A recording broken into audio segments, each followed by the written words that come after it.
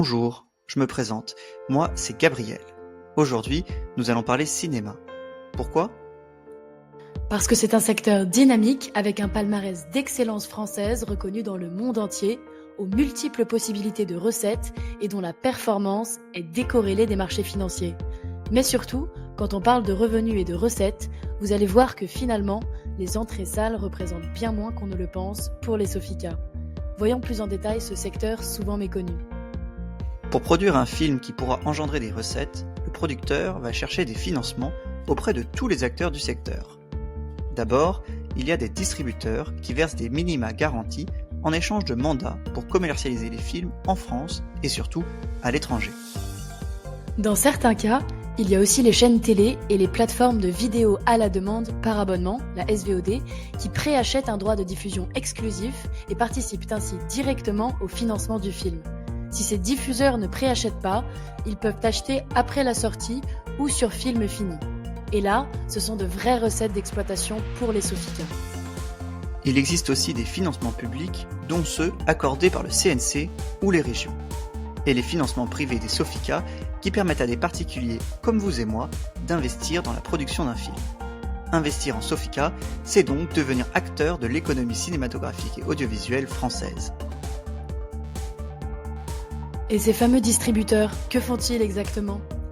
Ils sont chargés de l'aspect marketing et promotionnel avant et pendant la sortie en salle d'un film, de sa programmation dans les salles de cinéma françaises et aussi de la vente des droits d'exploitation à l'international, aux chaînes télé et aux plateformes SVOD. Bref, ils assurent la commercialisation d'un film à travers des modes de diffusion très variés pour qu'ils puissent engendrer des recettes. Et quand on parle d'exploitation internationale, ça veut dire quoi ? Voilà une source importante de recettes pour les Sofica.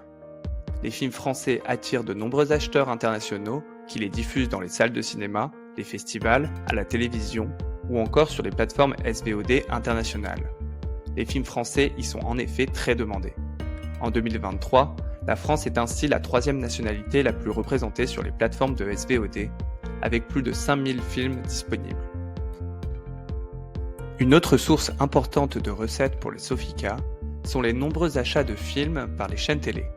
Elles sont continuellement en recherche de contenus de tout type, fiction, animation, documentaire. Pour satisfaire un public diversifié, seniors, femmes, hommes, familles, et les Français sont de grands consommateurs de télévision. En 2023, les Français consacrent en moyenne 3h19 par jour à la télé. Mais surtout, aujourd'hui, aux côtés des chaînes télé, les plateformes SVOD sont devenues des acheteurs de contenu très importants. En effet, en 2023, le marché des plateformes de vidéo à la demande par abonnement a connu une très forte croissance. À ce rythme, on estime même que leur nombre d'utilisateurs pourrait être de plus de 25 millions en France d'ici 3 ans. Les plateformes ont donc plus que jamais besoin d'acheter des films récents et français pour satisfaire ce large public de plus en plus cinéphile. Et c'est synonyme de toujours plus de possibilités de recettes pour les Sofica.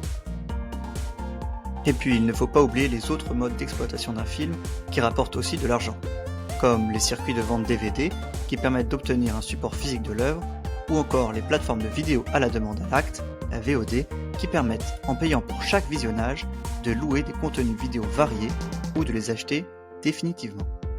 Il y a aussi les produits dérivés à l'effigie de films, surtout d'animation. Jouets, vêtements, jeux vidéo, livres, la liste est longue et tous ces produits se vendent quotidiennement en France comme à l'international. Et pour finir, la vente de droits de remake de films français à l'international. De nombreux films français sont ainsi adaptés sur des formats étrangers. Voilà, le cinéma, c'est donc beaucoup plus que les salles.